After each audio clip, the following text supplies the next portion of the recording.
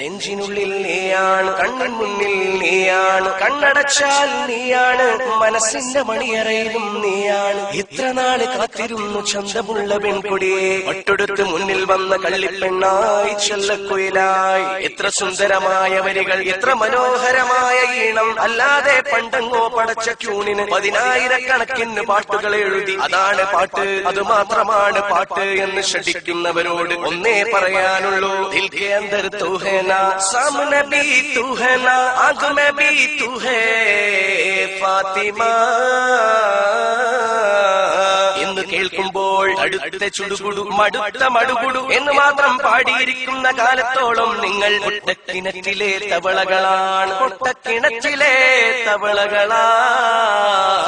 പേക്രോം പേക്രോന പേക്രോം പേക്രോന പേക്രോം പേക്രോന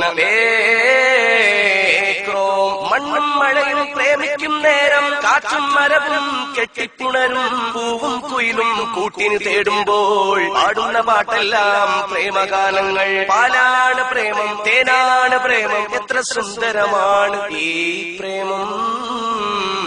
പക്ഷേ ആ പ്രേമമിന്നില്ല എന്നത് സത്യം. ഇന്നത്തെ പ്രേമത്തെ കുറിച്ച് പറയുകയാണെങ്കിൽ സ്നേഹത്തിന്റെ അവലംബമായി, സ്നേഹത്തിന്റെ ആലംബമായി, സ്നേഹത്തിന്റെ പ്രകീർത്തനമായി, സ്നേഹമെന്നതിനൊരു ഉദാഹരണമായി കണ്ണാണ്, കണ്ണിനഴകാണ് പെണ്ണ്, പെണ്ണെന്റെ നെഞ്ചിലെ തേനാണ്. മണ്ണായി മറഞ്ഞാലും ആയില്ല പെണ്ണ്, പെണ്ണെന്റെ ചക്കര പൊന്നാണ്. ഈ പെണ്ണിനെ കുറിച്ച് എഴുതുമ്പോൾ അവളുടെ പേരിന് പകരം സിംഹമെന്നോ പുലിയെന്നോ മുള്ളൻ പന്നിയെന്നോ എഴുതി വെക്കണോ സോദരരെ? ഇപ്പോൾ പേരാണല്ലോ പ്രശ്നം. ആവശ്യങ്ങൾക്ക് ഒച്ചവെക്കാതെ അനാവശ്യങ്ങൾക്ക് ഒച്ചവെക്കുന്നവരെ നിങ്ങൾ ഇനി കേൾക്കൂ, കേൾക്കൂ, കേട്ടുകൊണ്ടേയിരിക്കൂ.